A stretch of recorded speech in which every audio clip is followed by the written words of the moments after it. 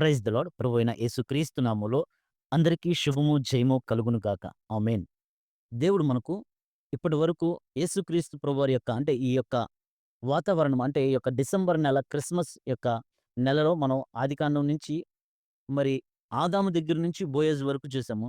మరి బోయజు తర్వాత మరి ప్రముఖమైన వ్యక్తి దావీదు గారు.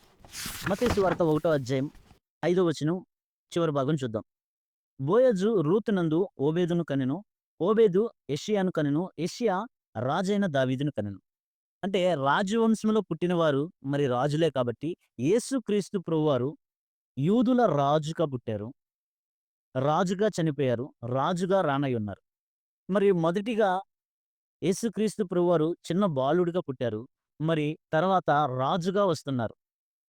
కాబట్టి ఈ రాజరికమైన గుర్తేంటంటే దావీదును బట్టి రాజవంశము, మరి అబ్రహామును బట్టి యాజక వంశం. అందుకనే మనల్ని దేవుడు రాజవంశంలో ఎందుకు పుట్టారంటే, మనల్ని రాజులుగా, యాజకులుగా చేయడానికి దేవుడు ముందుగానే అబ్రహాముని, మరి దావీదు గారిని ఎంచుకున్నారు.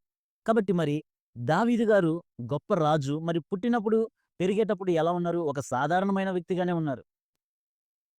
సమూయేలు గారు వచ్చినప్పుడు ఈ చిన్న బాలుడు ఎవరప్పుడు చిన్న బాలుడుగా ఉన్నారు.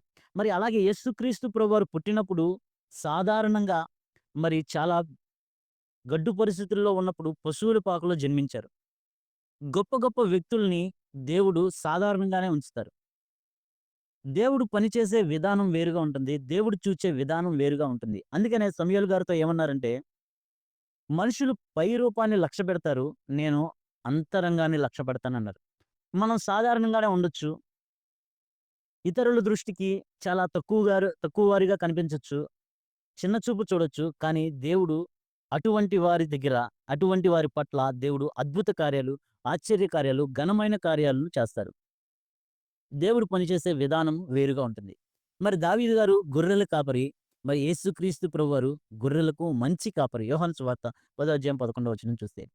మరి అలాగే దావీదు గారిని ఎవరు గుర్తించలేని పరిస్థితి. ఎవరు గుర్తించని జీవితం. యేసుక్రీస్తు ప్రభువారు గూడా మరి సాధారణమైన పశువుల పాకలో పుట్టారు అంటే, సత్రంలో గూడా చోటు లేదు. ఆ సత్రం ఎవరిది? యేసుక్రీస్తు ప్రభువారిది. భూమియు, దానిలో ఉన్న సమస్తమును మరి దేవుడివే కదా! అలాగే బోయజు మరి ఆస్తిపరుడు. ఆ ఆస్తి ఏమైంది? బోయజు గారు ఆస్తిపరులు. ఆ ఆస్తి ఓబేదుకిచ్చారు. ఓబేదు యెషయాకిచ్చారు.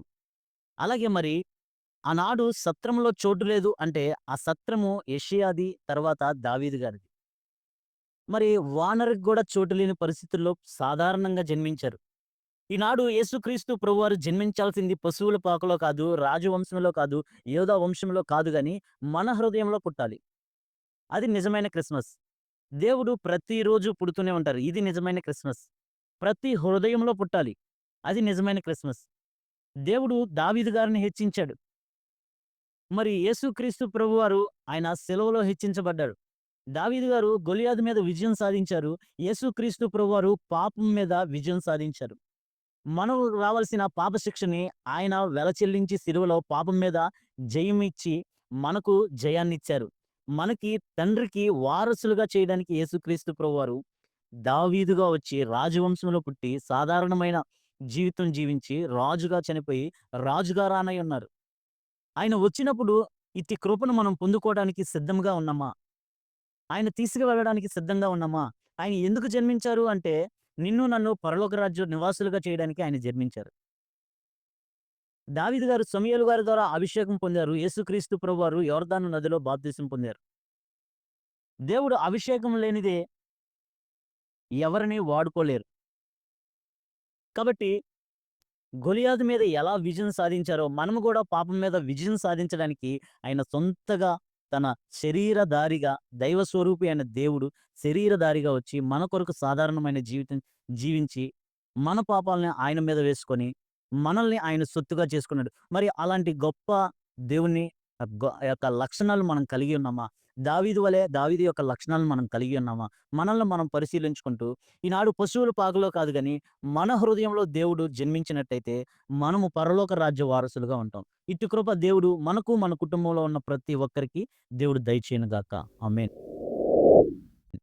కృపగల దేవ, దయగల తండ్రి, కనికరం కలిగిన ప్రభువా, మీ పరిశుద్ధ నామానికి వందనాలు, స్తుతులు, స్తోత్రాలు చెల్లించుకుంటున్నాం. అయ్యా! మరి నాయన దావీదు గారిని జ్ఞాపకం చేసుకున్నాం.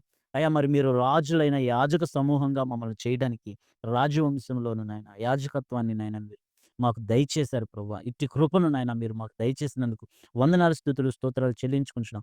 ప్రభువా నాయన మీరే నాయన మాకు మాదిరిగా ఉండమని, మీ యొక్క లక్షణాలను కలిగి మేము జీవించుటకు మీరు కృప దయచేస్తారని నమ్ముతూ, విశ్వసిస్తూ, మా ప్రియ రక్షకుడు, మీ ప్రియ కుమారుడైన నజరేయుడైన యేసుక్రీస్తు నామములో అడిగి పొందుకొని ఉన్నాం మా ప్రియ పరలోకపు తండ్రి. ఆమేన్.